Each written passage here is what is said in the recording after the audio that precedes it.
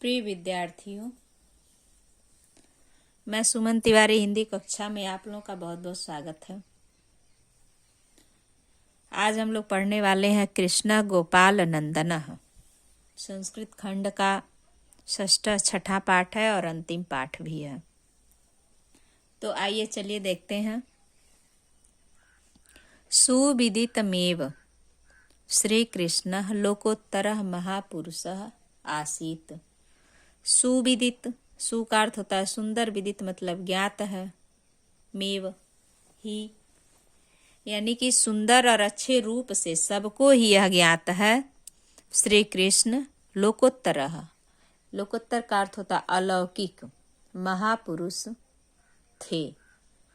सबको भली भांति ज्ञात है कि श्री कृष्ण अलौकिक महापुरुष थे।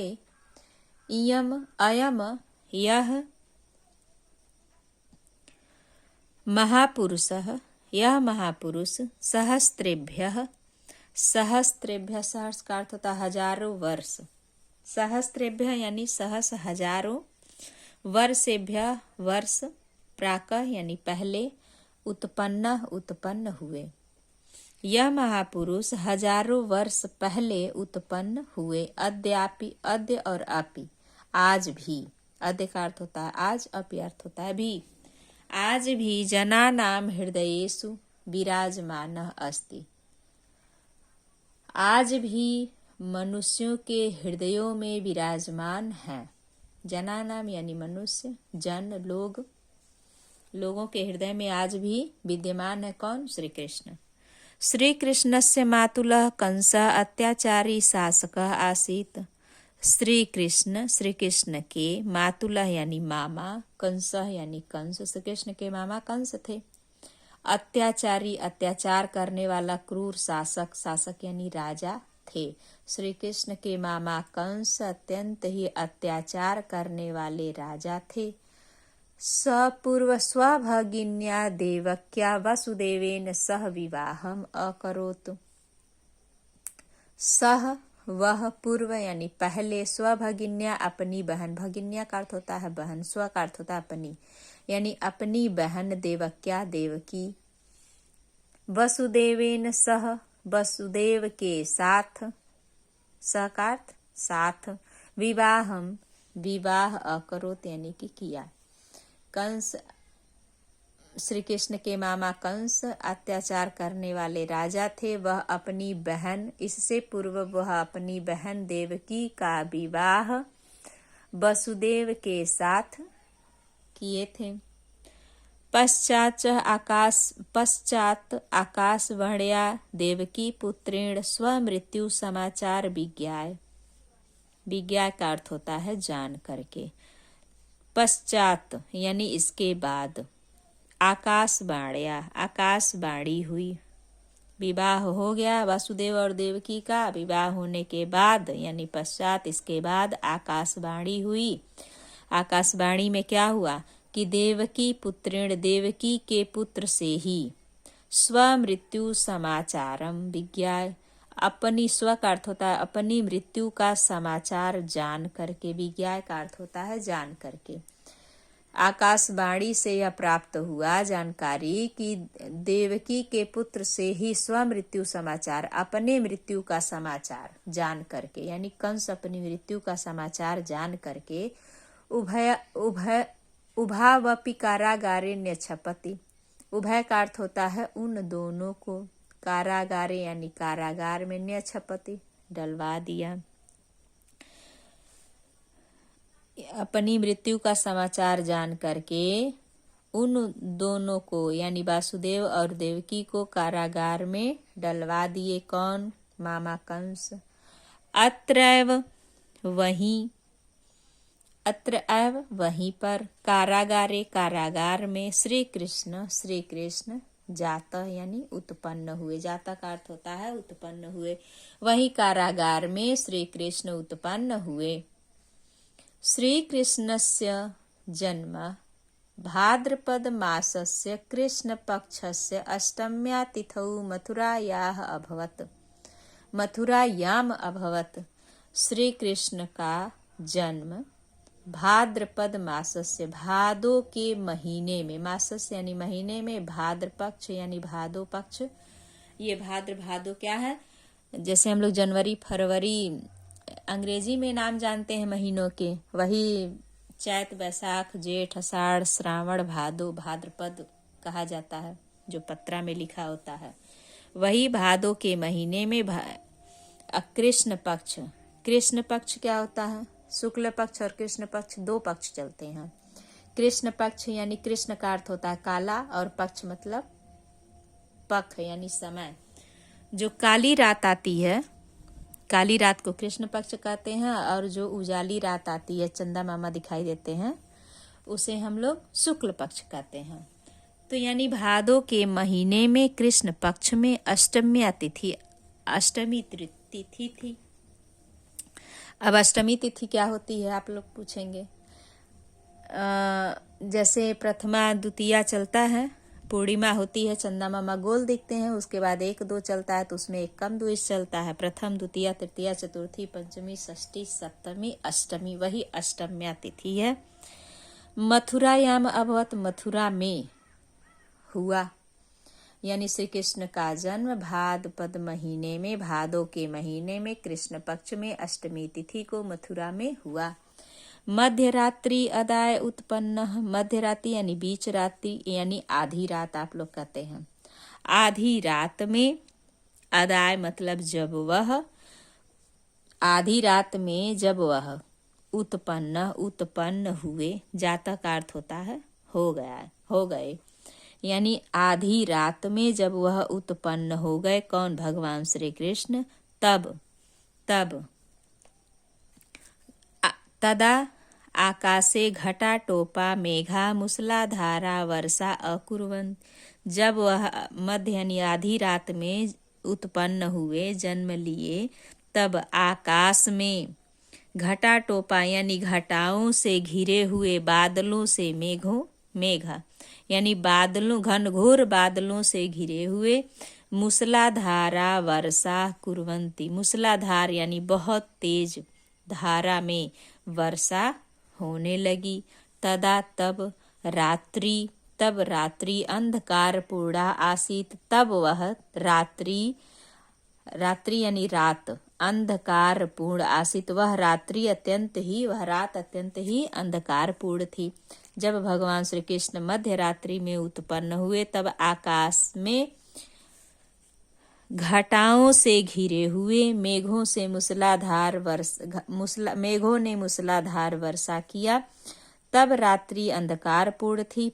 परम वासुदेवः पुत्रस्य रक्षार्थः सद्यो जातं तम अदाय उत्ताल तरंगा यमुना उत्तीर्ण गोकुले नंद गृहम पापयति। कहते हैं कि जब वह मध्यरात्रि में उत्पन्न हुए, तब परंतु वसुदेव पुत्र की रक्षार्थम, रक्षा के लिए, सद्यो जातः शीघ्र ही क्या हुए? उत्पन्न हुए या तत्पर हुए। जब परंतु वसुदेव अपनी पुत्र की रक्षा के लिए शीघ्र ही उत्पन्न हुए। अदाय उत्ताल, अदाय का अर्थ होता है लेकर के, यानी उन्हें लेकर के जाने के लिए तुरंत ही उत्पन्न हुए या तत्पर हुए। उत्ताल तरंगा यमुना नाम उत्तीर्ण गोकुले नंद गृहम पापयति। उत्ताल तरंगा यानी ऊंची तरंगों वाली यमुना नदी, यमुना नदी को, ऊंची तरंगों वाली यमुना नदी को उत्तीर्ण यानी पार करके, गोकुल में, नंद गृहे नंद बाबा के घर, पापयत यानी कि पहुंच गए।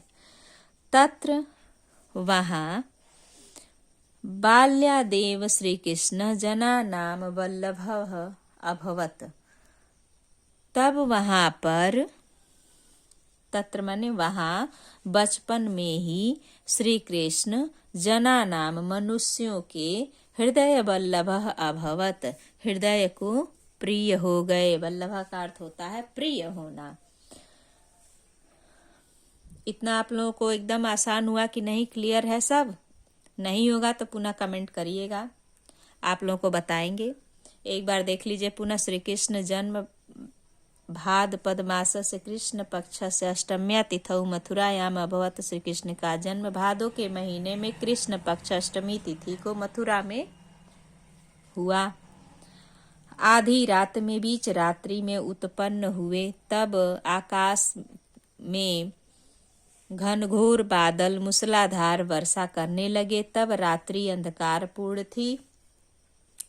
परम वासुदेव अपनी पुत्र की रक्षा के लिए तत्पर हुए। उत्पन्न हुए ऊंची तरंगों वाली यमुना को पार करके गोकुल के नंदघर पहुंच गए। वहां पर भगवान श्री कृष्ण मनुष्यों के अपने बाल लीला से मनुष्यों के हृदय को प्रिय हो गए।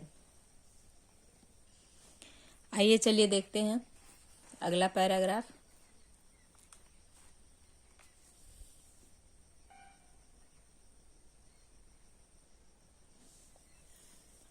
देखिए, बाल्यकाले अयम स्वसौन्दर्येण बाललीलयाः च सर्वेषां जनानां मनसि अर्हति। बाल्यकाल यानी बचपन के समय में, बचपन में ही यह स्वसौंदर्य, स्व यानी अपने, सौंदर्य यानी अपने सुंदरता से, अपने सौंदर्य से, बाल लीलया अपने बाल लीला से, च सर्वेशाम और, च का अर्थ होता है और, यानी वह अपने सौंदर्य और बाल लीला से, सर्वेशाम सभी, जना नाम मनुष्यों को या जनों के, मनस यानी मन को हर लिए यानी प्रसन्नचित कर लिए। बाल्यकाल में वह अपने सौंदर्य से और अपने बाल लीला से सभी मनुष्यों के मन को प्रसन्न कर लिए। कापि गोपिका तम अंके निधाय। कापि का अर्थ होता है कोई, गोपिका तम यानी इन्हें, अंके यानी गोद में, निधाय मतलब लेकर के, स्वगृहम नयति अपने घर को जाती। कोई गोपिका इन्हें अपने गोद में उठा करके, स्वगृहम अपने घर को, नयत यानी ले जाती। अपराम तम दुग्धम पापयति और उन्हें दूध देती। पापयत यानी कि दूध भी उन्हें पीने को देती। अन्या च तस्मै नवनीतम ददाति और अन्य गोपी उन्हें माखन, दधी भी खाने को देती। श्री कृष्ण प्रेमणा दत्तम दुग्ध पीवत। श्री कृष्ण प्रेमणा यानी प्रेम से, दत्तम दी हुई दूध को पीते। नवनीतम च खादति और नवनीत यानी माखन को भी, दधी को भी वह खाते। अवसरम प्राप्य स्वमित्रई गोपई सह। अवसर प्राप्त होने पर, अवसर प्राप्त होने पर, स यानी वह, स्वमित्र अपने मित्रों के साथ, गोपई यानी किसी गोपी के घर में, सह वह, किस्मिद गृहे किसी के भी गृह यानी घर में, प्रवेश करके, दधी खादति दही को खाते। कहते कि इसमें बताया गया है कि अवसर प्राप्त करके वह अपने मित्रों के साथ किसी भी गोपी के घर में प्रवेश कर जाते और वहां दही को खाते। मित्रेभ्यः ददाति और अपने मित्रों को भी देते। अवशिष्टम, अवशिष्ट यानी बची हुई, शेष दही। अवशिष्टम दधी भूमौ पापयति यदा कदा दधिभाण्डं च त्रोटयति। उसके बाद वह मित्रों के साथ किसी भी गोपी के घर में प्रवेश कर जाते और दधी को खाते, मित्रों को भी खिलाते, मित्र को भी दही देते खाने के लिए। अवशिष्टम यानी शेष बचे हुए, अवशिष्टम यानी अवशेष दही जो बच जाती थी खाने के बाद, वह दधि भूमौ पापयति, वह दधी भूमि पर, पापयत यानी कि गिरा देते थे। यदा कदा और यहाँ वहाँ, दधि भांडम, दधी भांडम, भांड का अर्थ होता है बर्तन, यानी दधी की जो मिट्टी का बर्तन होता था, च त्रोटयते और उसे वह यहाँ वहाँ कहीं भी पटक करके दधी की बर्तन को तोड़ देते थे। त्रोटयत यानी तोड़ देते थे। एतत् सर्वम कुर्वतो अपि, यह सब करने पर भी तस्य उनके शीलेन यानी स्वभाव से, सौंदर्य उनके सौंदर्य से प्रभावित न को अपि तस्मै क्रुध्यति, कोई भी उन पर क्रोध नहीं करती। परम सर्वे तस्मिन् स्नेहन्ति, परंतु सभी उनसे प्रेम ही, स्नेह का अर्थ होता है प्रेम करना, स्नेह ही करती। ऐसा वह करते थे, किसी भी ग्वाल बाल के संग किसी भी गोपी के घर में घुस जाते थे और मित्रों के साथ वह दही खाते थे और मित्रों को भी खिलाते थे और बची हुई दही को भूमि पर वह गिरा देते थे और गिराने के बाद वह दही भांड यानी दही का बर्तन जो मिट्टी का होता है उसे भी तोड़ देते थे। यह सब करने पर भी उनके अच्छे स्वभाव और सुंदरता से प्रभावित कोई भी गोपी उन पर क्रोध नहीं करती, गुस्सा नहीं करती और परंतु और भी उनसे स्नेह ही करती। तो आपको यह वीडियो कैसी लगी कमेंट करके अवश्य बताइएगा और सब्सक्राइब इसलिए कर लीजिएगा आप लोग क्योंकि जब आपको अगली वीडियो हम अपलोड करेंगे तो तुरंत नोटिफिकेशन पहुंच जाए, इसलिए सब्सक्राइब करना बहुत जरूरी होता है अगली वीडियो अगर आप चाहते हैं तो। धन्यवाद प्यारे बच्चों।